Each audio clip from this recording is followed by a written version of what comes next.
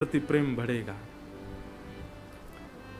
तो ये भागवत का विषय है, धर्म प्रोजित कई तवोत्र परमो।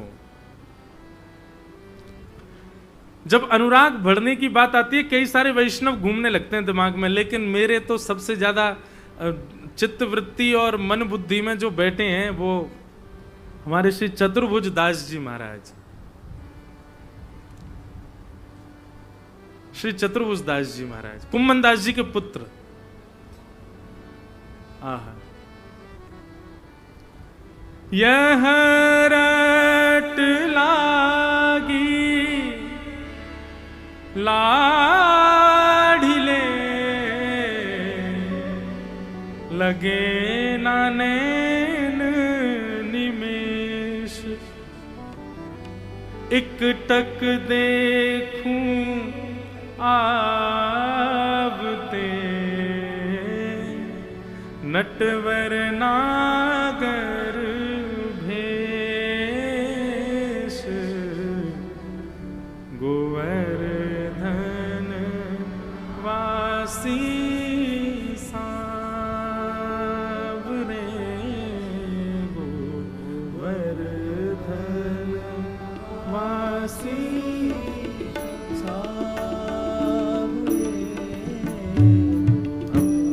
तो एक आध पंक्ति गावे के मूड में आप बजा रहे हो, अब बजा दियो तो बजाओ।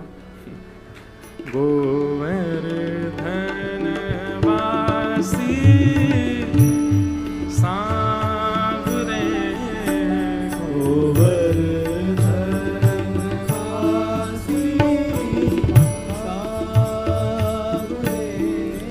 मुझे कितना अच्छा लगता है ना कि ये पंक्तियां यहीं गाई गई हैं, यहीं गिरिराज जी में ही बैठ करके श्री चतुर्भुज दास जी ने गाई।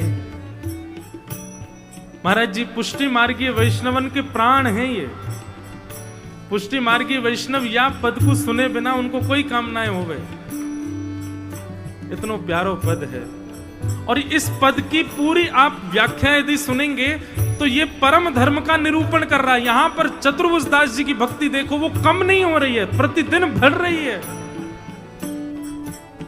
कहां गुरुदेव की आज्ञा हो गई है कि चलो चतुर्भुज दास द्वारिका दर्शन करने के लिए चलेंगे, और चतुर्भुज दास जी रात भर ठाकुर जी के चरण पकड़ करके रो रहे हैं कि कैसे भी करके सूर्य को आज्ञा करो कि कल वो उदय नहीं हो जाए, क्योंकि कल यदि सूर्य उदय हो गया तो गुरुजी मुझको लेकर के द्वारिका चले जाएंगे। ठाकुर जी बोले द्वारी के माऊ तो मैं ही बैठा हूं, तो रो काई को रोए, द्वारिका चलो जा, वहां जाके मेरे दर्शन कर लियो, वहां पे भी तो मैं ही बैठा हूं।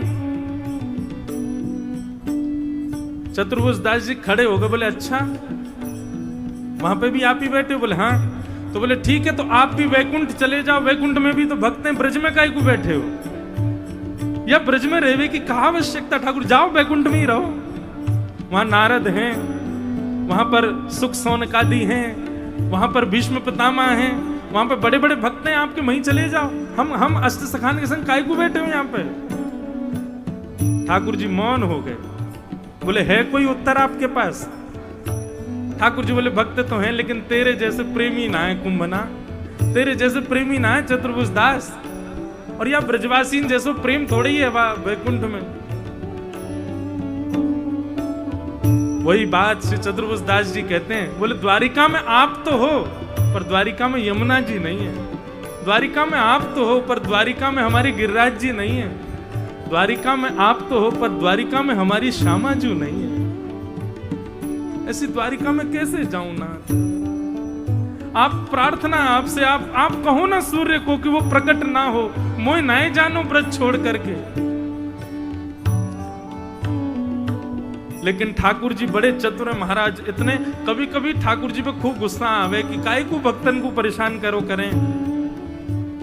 चतुर्भुज दास जी कह रहे हैं तो ठाकुर जी ने मान जाते बात को कि भाई गुरुदेव के मन में ऐसी कोई भावना प्रकट कर देते कि गुरुदेव कहते चतुर्भुज दास तुम रहने दो, तुम यहीं रहो, हम जा रहे हैं द्वारिका। पर नहीं, ठाकुर जी तो और अद्भुत के गुरुदेव के मन में भावना प्रकट करा रहे हैं, बोले चतुर्भुज दास को तो संग लेके ही जानो है। इससे प्रमाणित होता है कि विरह यही देते हैं। हमने कोई अपराध नहीं किया जो विरह आ रहा है, यही देते हैं विरह। सुबह का सूर्य उदय हुआ, झांक झांक के ठाकुर जी को देखते हैं, बोले आप कुछ करोगे नहीं ना, कर दो ना प्लीज, रोको ना कैसे भी करके मुझे। तभी गुरुदेव आ गए, बोले ए चतुर्भुज दास चलो द्वारिका निकलना है। गुरुदेव की आज्ञा कैसे टाल सकते हैं। निकल गए, गुरुदेव के पीछे पीछे चलते जा रहे हैं, बार बार ठाकुर जी को देखते जा रहे हैं। बोले आपको दया नहीं आ रही है ना, आप मुझे खुद से दूर भेज रहे हो ना। जब तक गिरिराज जी दिखते रहे, जब तक पर्वत दिखता रहा, जब तक ध्वजा दिखती रही, तब तक तो कुछ नहीं। पर जैसे ही गिरिराज जी का अंश दिखना बंद हुआ, वही मूर्छित होकर के गिर गए।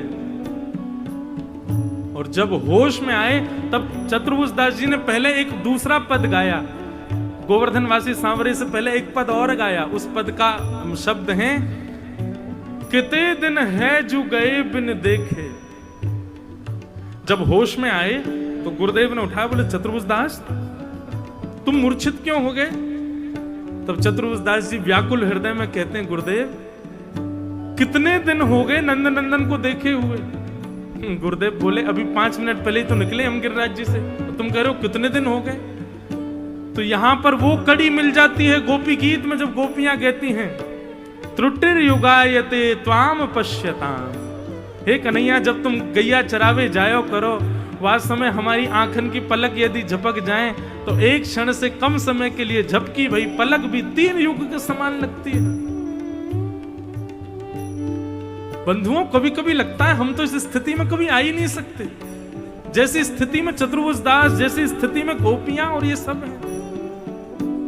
गुरुदेव से बोले मुझे आपकी आज्ञा पालन ना करने का अपराध स्वीकार है, लेकिन मैं गिरिराज जी से दूर नहीं जा सकता। और तब रोते हुए आए, दोनों भुजा उठा करके गिर पड़े गिरिराज जी की तलेटी में। और जब स्वर निकला तो श्रीमद् भागवत जी प्रमाण है कि कृष्ण दर्शन की लालसा जब होती है तब ही गीत निकलता है, इसीलिए गोपी गीत निकला। और तभी कलयुग में एक गोप ने गीत गाया, गोवर्धन वासी सांवरे, गोवर्धन वासी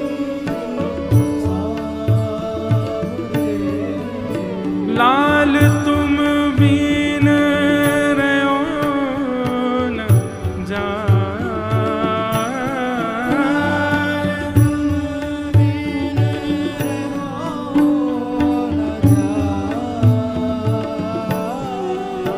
लाल तुम बीन रहो न जाए रे, गोवर्धन वासी सांवरे, गोवर्धन वासी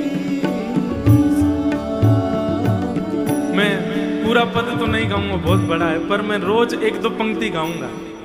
श्री गिरिराज जी की तलेटी में अच्छा भाव, कुछ प्रवचन करने का अवसर मिलेगा इस पद पर।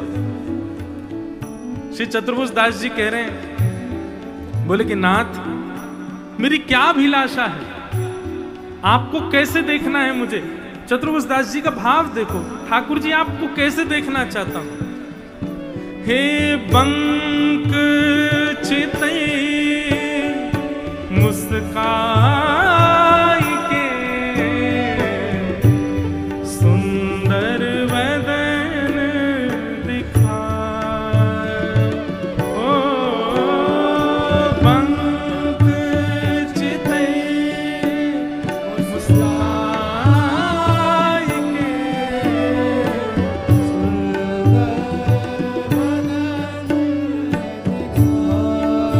बंक हमारे पूज्य नाना जी इसका अर्थ इतना सुंदर कहते हैं, बोले लाला ठाकुर जी के पांव टेढ़े, कमर टेढ़ी, गर्दन टेढ़ी, मुकुट टेढ़ो। लेकिन आज चतुर्भुज दास जी ने एक बात और बताई, बोले कहा, बोले जे लाला जब मुस्कुरावे ना तो केवल एक तरफ के होठ पीछे जामे, दोनों ने पीछे ना करे। न्यों हंसे, अब हम तो हंसे ही ना सके, एक तरफ से हंसते हैं, पंख चितई मुस्काए के। आहा, एक तरफ से हंस रहे हैं बस, दूसरी तरफ के होठ हिले नहीं है, बस एक तरफ से हंस रहे हैं। बंक चिते मुस्काए के सुंदर वदन दिखाए। हे नंद नंदन, जब आप अपनी बाकी मुस्कान से हंसते हो ना, तब हमारी स्थिति क्या होती है पता है आपको? लोचन तड़पे मीन जो, जुग भरी धरी बिहार, गोवर्धन वासी सावरे, गोवर्धन वासी सावरे। जैसे मछली जल के बिना तड़प जाती है नानाथ, ऐसी स्थिति आप करके चले जाते हो, क्योंकि आपकी एक क्षण की वो मुस्कान, उसके बाद आप चले जाते हो। हमारी स्थिति तो ऐसी हो जाती है, बिन जल मछली। हे नाथ, आपके बिन अब नहीं रह सकते। श्री गोवर्धन वासी सावरे, श्री गोवर्धन वासी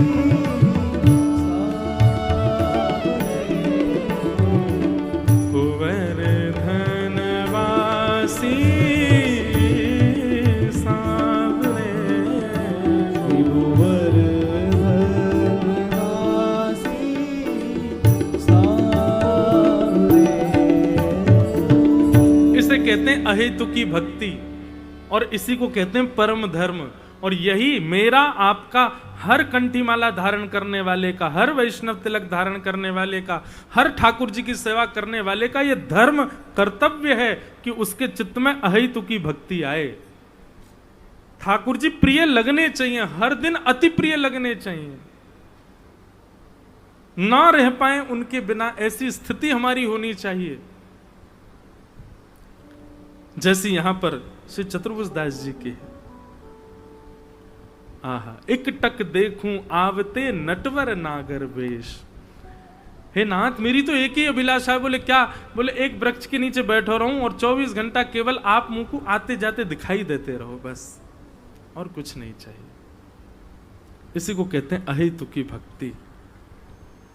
तो धर्म प्रोजित कैतवोत्र परमो निर्मत्सराणाम सताम। सबसे पहला भागवत का विषय क्या है? अहेतुकी ठाकुर जी की भक्ति होना। दूसरी बात, भागवत का अधिकारी कौन है? इस अहेतुकी भक्ति का अधिकारी कौन है? अहेतुकी भक्ति किसके चित्त में टिकती है, रुकती है? ध्यान से सुनो। जिसके चित्त में मात्सर्य दोष नहीं है। मात्सर्य दोष किंचित भी यदि किसी के चित्त में है तो अहेतुकी भक्ति नहीं कर पाएगा। अहेतुकी भक्ति समझ गए ना सब? नित्य बढ़ने वाली भक्ति, वर्धमान भक्ति। और यदि किसी के चित्त में मात्सर्य दोष है तो वो ठाकुर जी की अहेतुकी भक्ति नहीं कर पाएगा। अहेतुकी भक्ति, मात्सर्य दोष का मतलब दूसरे की उज्ज्वलता से, दूसरे की श्रेष्ठता से व्याकुल हो जाने वाला व्यक्ति, उसको कहते हैं मात्सर्य दोष से युक्त व्यक्ति। किसी की श्रेष्ठता देख करके किसी की प्रति ईर्ष्या का भाव प्रकट कर लेना, इसको कहते हैं मात्सर्य दोष। किसी का रूप सुंदर है, वाणी सुंदर है, अंग प्रत्यंग सुंदर है, उसकी क्रियाएं सुंदर है और आप उससे ईर्ष्या कर रहे हो। पधारो महाराज, आगे आ जाओ।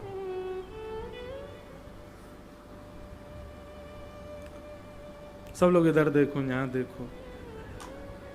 गिरिराज जी भी आ जाए पीछे, तो मत देखियो। विपिन राज सीमा से बाहर, हरिहु को ना ही निहार, रे मन वृंदा विपिन बिहार।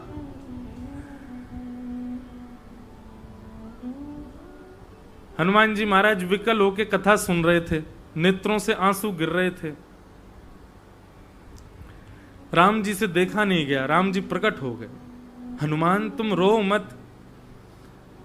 हनुमान जी ने जैसे ही देखा राम जी आ गए, बोले आप क्यों आ गए? बोले कथा चल रही, तुम बहुत रो रहे थे इसलिए हम आ गए। बोले भगवान अभी जाओ यहां से, अभी 2 घंटा कथा रह गई है, सुनने दो पहले, आपसे बाद में मिलूंगा। बोले तुम तो मेरे विरह में व्याकुल।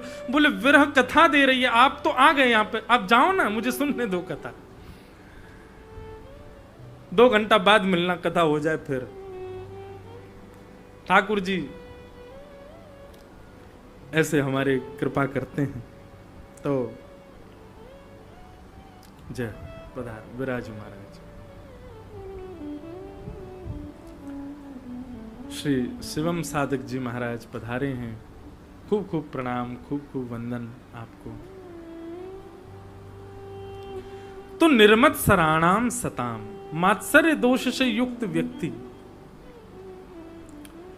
मात्सर्य दोष मतलब किसी के प्रति ईर्ष्या का भाव, किसी की श्रेष्ठताओं से आप प्रसन्न नहीं होते हो, इसी को मात्सर्य दोष कहते हैं। और भक्त के अंदर मात्सर्य नहीं होना चाहिए। मात्सर्य दोष नष्ट नहीं हुआ है तब तक जाप करते रहो, नाम जप। मात्सर्य दोष नष्ट ना हो जाए तब तक परिक्रमा करते रहो। अच्छा एक बात बताओ, ये परिक्रमा करने का, नाम जप करने का, तिलक आदि करने, इसके पीछे उद्देश्य क्या है आपका? ठाकुर जी की प्राप्ति। हम बड़ी जल्दी सीधे 10वीं सिद्धि पे क्यों चढ़ रहे हो? सबसे पहले सुनो हमारी बात। ये परिक्रमा करना, नाम जप करना, आदि आदि नियमों का पालन करना, इनमें सबसे पहले अपने दोषों की शुद्धता का नियम रखो। हम में क्रोध बहुत है, पहले क्रोध कम करना। ठाकुर जी के लिए पहले श्रृंगार तो करो अपना, शुद्ध तो बनो, वैसे बन तो जाओ जिससे ठाकुर जी प्रसन्न हो। हम किस लिए नाम जप कर रहे हैं? कि नाम जप के प्रभाव से, इससे जो भी पुण्य हो, उस पुण्य से हमारा क्रोध कम हो, हमारे भीतर काम की भावना कम हो, हमारे भीतर दोष कम हो। हम गिरिराज जी की परिक्रमा क्यों कर रहे हैं? बोले गिरिराज जी की परिक्रमा इसी भाव से कर रहे हैं, हमारा ये दोष है, ये दोष ठाकुर जी के लिए अच्छा नहीं है। ठाकुर जी की प्राप्ति में ये दोष हमारा कैसे भी टूटे। और अवधि क्या होनी चाहिए? तब तक उस नियम का पालन करते ही रहो जब तक दोष निवृत्त ना हो जाओ, तब तक करो। दोष निवृत्त जैसे जैसे होने लग जाओगे, तैसे तैसे आगे अगली सिद्धि पर चलो। अब ये दोष तो थोड़ा कम हो गया, अब इस दोष का, ये इसकी निवृत्ति के लिए करना है, अब इसकी निवृत्ति के लिए करना है, अब इसकी निवृत्ति के लिए करना है। आप दोषों से निवृत्त होते रहो। कब मिलना है ये ठाकुर जी पे छोड़ दो, ठाकुर जी अपने आप मिल जाएंगे। जब उनको लगेगा कि अब ये पूर्ण रूपेण अधिकारी हो गया, अपने आप ठाकुर जी प्रकट हो जाएंगे। यहां सीधे पहले ही हमने ये भाव रख लिया कि ठाकुर जी की प्राप्ति के लिए ही सब कार्य कर रहे हैं। इतनी जल्दी पहली सिद्धि चढ़ी नहीं, 10वीं पर छलांग मारोगे, मुंह के बल गिर जाओगे भैया, नाक पाम टूट जाएंगे। इसलिए ये सारे नियमों का पालन सर्वप्रथम दोष निवृत्ति के लिए करो। तो निर्मत सराणाम सताम, मात्सर्य दोष जब तक नष्ट नहीं होगा, आप भक्ति के पथ के पथिक नहीं बन सकते। श्री माधवदास जी का प्रसंग आता है, जगन्नाथपुरी के परम भक्त श्री माधवदास जी, मात्सर्य दोष से शून्य। उनका बहुत सम्मान होने लगा था जगन्नाथपुरी में। क्यों? क्योंकि वो जब मंदिर में जाते थे तो उनको देख के ठाकुर जी झूमते थे। दुनिया ठाकुर जी को देख के झूमती है, वो ठाकुर जी जब वो ठाकुर जी के सामने आते, ठाकुर जी झूमते थे। और ये दृश्य जब लोगों ने देखा तो लोगों ने देख करके सोचा कि बहुत बड़े साधक हैं, उनकी बड़ी प्रशंसा होने लगी, सम्मान होने लगा। अब तो महाराज ये स्थिति कि वो माधवदास जी अपनी कुटिया से निकले और वहां से जगन्नाथपुरी मंदिर तक हजारों लोग खड़े हैं, कोई आरती कर रहा है, कोई पुष्प बरसा रहा है, सब उनकी बड़ी, माधवदास जी को बड़ी इससे बेचैनी होती थी। बोले ठाकुर जी ये इतना सम्मान क्यों दिला रहे हैं आप? मंदिर में गए, जगन्नाथ प्रभु से प्रार्थना करने लगे, बोले इतना सम्मान मत दिलाओ भगवान। भगवान बोले हमारी इच्छा है, हमको अच्छा लगता है, सब आपका सम्मान करते हैं, हम तो दिलाएंगे। माधवदास जी बोले मुझे ही कुछ करना पड़ेगा, ये सब तो आपका प्रपंच है मुझको फंसाने के लिए, ताकि मैं सम्मान के आदी हो जाऊं और आपको छोड़ दूं। माधवदास जी अब सोचने लगे ऐसा क्या करूं कि मेरा अपमान हो, मैं ऐसा क्या करूं कि जिससे थोड़ा सा ये सम्मान की स्थिति से मैं बाहर जाऊं। अब वो जहां भी जाते सब उनके परिचित, जहां भी जाते सब जगह उनका सम्मान होता। तो जगन्नाथपुरी से दूर एक गांव में गए जहां उनको कोई जानता नहीं था। वहां पर भी ऐसा स्थान ढूंढने लगे जहां उनका अपमान हो। तभी देखा कि एक मैया जो है वो 5-6 बालकन के पीछे डंडा लेके भाग रही है मारवे के काजे। माधवदास जी बोले जय है बढ़िया मैया, इसी से ही पिट लेंगे तो समझ जाएंगे कि अब हमारा सम हो गया सब। माधवदास जी उस मैया के घर में चले गए, बोले मैया भिक्षाम देही। मैया बोली क्या बात है बाबा? प्रसादी पवाओ। बोले अच्छा, और कोई काम धंधा नहीं है, ऐसे खाते रहते हो दूसरों घर जाके? महादास जी बोले अब क्या करें, घर हमने छोड़ा ही इसीलिए ताकि दूसरों के यहाँ पा सकें, आप भिक्षा पवा दो। पहला दिन था, मैया ने दे दिया जो भी बना था घर में, माधवदास जी ने जगन्नाथ जी को निवेदित करके पा लिया। दूसरे दिन माधवदास जी फिर पहुंच गए, बोले माते भिक्षाम देही। मैया बोली कल दी तो थी। बोले कि भूख तो एक ही बार थोड़ी लगती, बार बार लगती, पवाओ। तो मैया को लगी जे बाबा तो ऐसी आता रहेगा यहाँ पे, कुछ ऐसा करूं कि ये बाबा कल से नहीं आवे। तो मैया थोड़ी चतुर तो थी, उसने भीतर जाकर के सब्जियों में नमक डाल दिया, किसी में मिर्च डाल दी, किसी में नींबू निचोड़ दिया, इतनी खट्टी और कसैली कर दी सब्जी की बाबा खा के भाग जाएगा, कल से नहीं आएगा। माधवदास जी ने जैसी प्रसाद पाया, प्रसाद पाते नींबू ज्यादा नमक ज्यादा, अलग ही पता चल रहा था कि अलग से डाला है, और ये इसलिए डाला है कि मुझसे पीछा छुड़ाना चाह रही है। पर माधवदास जी ने तो खूब प्रेम से पाया, महाराज एक दाना नहीं छोड़ा। मैया बोली बाबा कैसा लगा? बोले बहुत स्वाद, कल से ज्यादा स्वाद। मैया बोली नमक मिर्च और नींबू तो कोई प्रभाव ही नहीं कर रहे इस पे। कोई बात नहीं, 2 ही बार पाएगा, अब तो शायद नहीं आएगा। तीसरे दिन माधवदास जी फिर पहुंच गए, माते भिक्षाम देही। तीसरे दिन भी पवा दिया। मैया बेचारी बड़ी परेशान, बोले कहां से मैं अब क्या करूं। एक दिन कोई पड़ोस में लड़ाई हो गई थी, वैसे उनका दिमाग बड़ा चढ़ा हुआ था, गोबर का चौका लगा रही थी घर में कपड़ा से। इतने में ही माधवदास जी आ गए, माते भिक्षाम देही। मैया बड़बड़ा रही थी, बोले लड़ती हैं मुझसे, ऐसे करती हैं, ये करती हैं, इनको देख लूंगी, सब जानती नहीं है अभी मुझको। इतने में माधवदास जी आए, माते भिक्षाम देही। ये और आ गया, पकड़ करके पोंछा फेंक करके मारा, बोले ये ले भिक्षा, आज इसी कोई पाले भिक्षा में। माधवदास जी के मुंह पे आकर के जब पोंछा लगा, माधवदास जी नाचने लगे, बोले आज अच्छा लग रहा है मुझको, अब लग रहा है कि मेरा सम्मान थोड़ा कम हो गया, अब मेरी भक्ति बनी रहेगी चित्त में, अब ये कम नहीं होगी। ये जगन्नाथ जी ने बड़ा सम्मान करवा दिया था मेरा, आज तो आनंद आ गए। मैया को दंडवत प्रणाम किया, खूब प्रणाम किया, बोले मैया बड़ी कृपा आपकी। माधवदास जी बोले भिक्षा जो मिली है स्वीकार तो करनी है, पर मैं तो पोंछा स्वीकार कर लूंगा, लेकिन मेरा तो नियम है कि भिक्षा पहले जगन्नाथ जी को देता हूं। अब ये पोंछा ये जगन्नाथ जी को कैसे दूं? तो माधवदास जी तुरंत गए, उसको जल से धो लिया और उसके जो रोए थे उनको अलग अलग करके दीपक बना करके घी डाल करके अग्नि प्रज्वलित करके जगन्नाथ जी की आरती कर दी उससे, और श्री जगन्नाथ जी को निवेदित कर दिया। निर्मत सराणाम सताम। यही प्रसंग ऐसा ही सुनाई देता है श्री हरिराम व्यास जी का।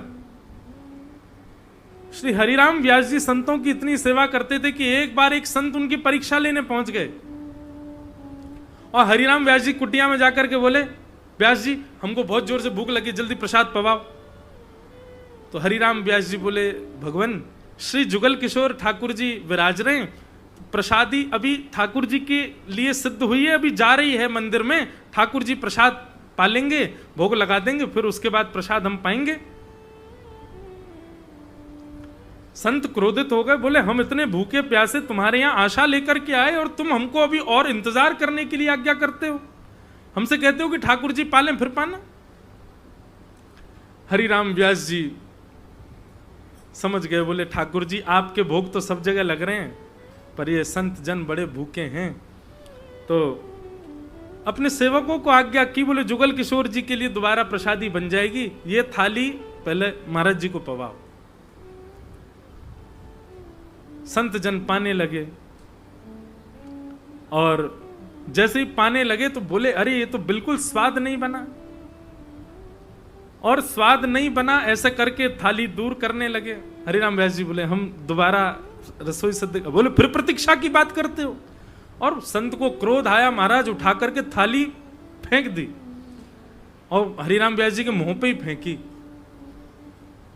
हरिराम व्यास जी तो आनंदित हो गए, नेत्रों से अश्रु गिरने लगे, संतों के चरण पकड़ लिए, बोले नाथ हमने तो सुना था कि संत बड़े कृपालु होते हैं, पर आज प्रत्यक्ष देख लिया। चरणों में गिरे हरिराम व्यास जी को जब देखा तो वो संत जो परीक्षा लेने आए वो अपनी परीक्षा तो भूल गए, उठाया, बोले कि अरे हम तो तुम पर क्रोध कर रहे थे, तुम्हारी परीक्षा ले रहे थे कि तुम उल्टा क्रोध करोगे, पर तुम तो आनंद, क्या ऐसा भाव लगा कि तुम चरणों में गिर गए।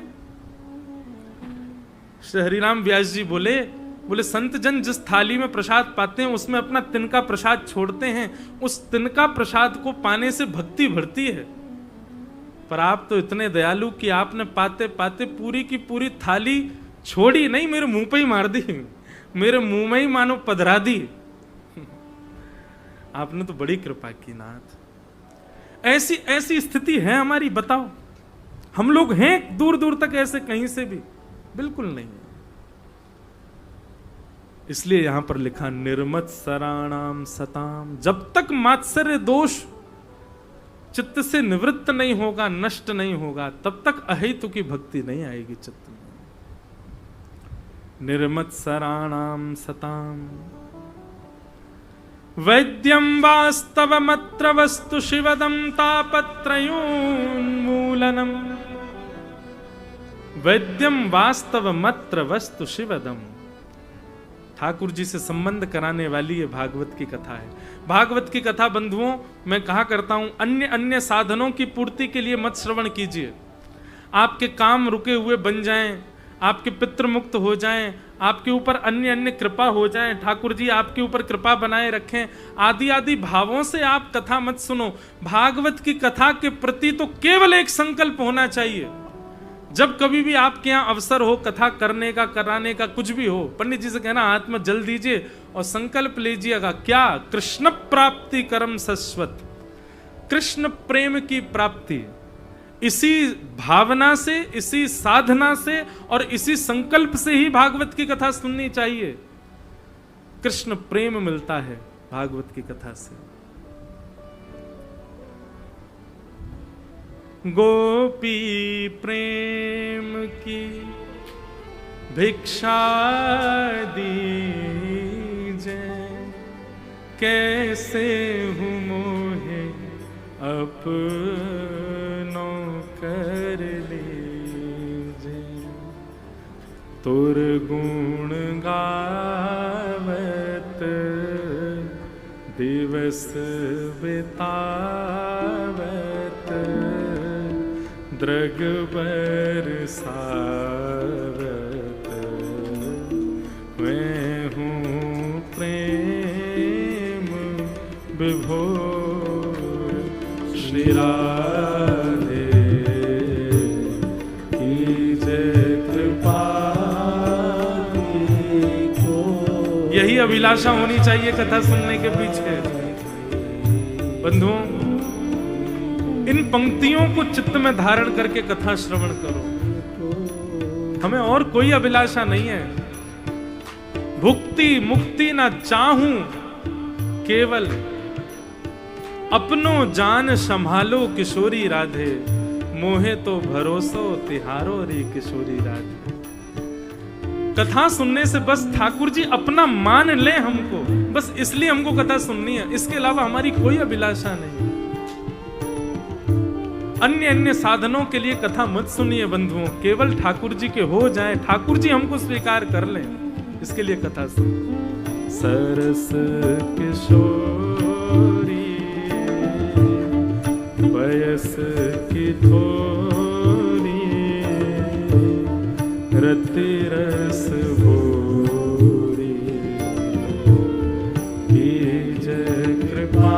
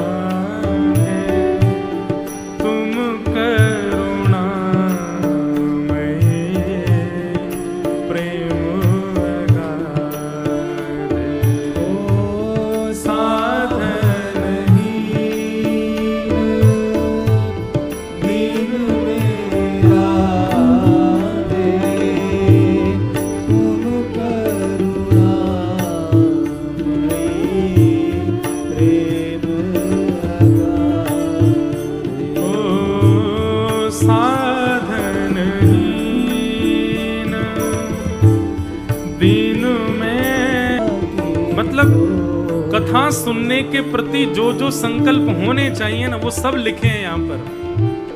कथा सुनने के प्रति हमारा संकल्प क्या होना चाहिए? दूसरा संकल्प सुनो, करत अघन नहीं नेक अघान, भजन करन मैं ना मन को लगा। हे स्वामिनी जी, पाप करने में मुझको बिल्कुल आलस नहीं आता, पर भजन में मेरा मन नहीं लगता। भजन में मन लगे इसलिए कथा सुनना है हमको।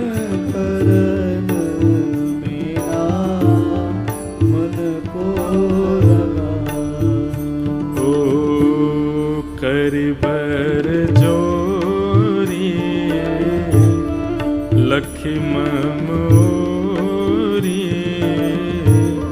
तुम बिन मोरी कौन सुधारे डोर। श्री राधे कीजे कृपा की को, श्री राधे कीजे कृपा की को। और ये पंक्ति कहता हूं तो बस सजल हो जाते हैं नेत्र। इसी अभिलाषा से हम सुन रहे हैं नाथ। बरस की थोरी रति रस थोरी, कीजे कृपा की को, श्री राधे कीजे कृपा की को। ये कोई मनगणंत बात नहीं है। श्री व्यास जी द्वितीय श्लोक में कह रहे हैं कि कथा सुनने के प्रति उद्देश्य यही होना चाहिए। उद्देश्य चाहे तुम्हारा जो हो, पर कथा तो केवल एक वस्तु प्रदान कर सकती है। क्या? तो वैद्यम वास्तव मत्र वस्तु शिवदम, आपका संबंध सुदृढ़ कर सकती है। कथा सप्ताह सुनने का केवल एक फल मिलेगा आपको, कि आपका संबंध ठाकुर जी से पहले से ज्यादा सुदृढ़ हो जाएगा। ठाकुर जी पहले से ज्यादा अतिप्रिय हो जाएंगे, पहले से ज्यादा समीप पहुंच जाओगे। ठाकुर जी का प्रेम प्राप्त होता है भागवत जी से। इसके अन्यथा आप कुछ भी यदि मांग रहे हैं भागवत जी से, तो आप गलत स्थान पर हो। आप कुछ और कहीं और चले जाओ, यहां तो आपको केवल प्रेम प्राप्त होगा। और वो प्रेम भी केवल ठाकुर जी के संबंध का प्रेम, संसार का प्रेम नहीं। धर्म अर्थ काम मोक्ष ये चतुर्विध पुरुषार्थ हैं। धर्म यहां नहीं सिखाया जाएगा। अर्थ कैसे प्राप्त करना है यहां नहीं बताया जाएगा। कामनाओं की पूर्ति कैसे करनी है ये यहां नहीं बताया जाएगा। यहां तो धर्म से परम धर्म में कैसे जाएं ये बताया जाएगा। अर्थ के प्रति हमारी इच्छा समाप्त कैसे हो ये सिखाया जाएगा। कामनाओं से निवृत्त कैसे हो यह बताया जाएगा। और चौथा पुरुषार्थ आता है मोक्ष। मोक्ष के लिए तो भैया जिस भूमि में आप बैठे हो ना, वहां पे मुक्ति कहे गोपाल से मेरी मुक्ति बताओ। जिस मोक्ष के पीछे पूरी दुनिया भाग रही है, वो मोक्ष वृंदावन में आके कहती मेरी मुक्ति कैसे होगी। ठाकुर जी कह रहे हैं गोवर्धन चली जा। बोले मां का होएगा? बोले ब्रज रज उड़ मस्तक पड़े, मुक्ति मुक्त है जाए।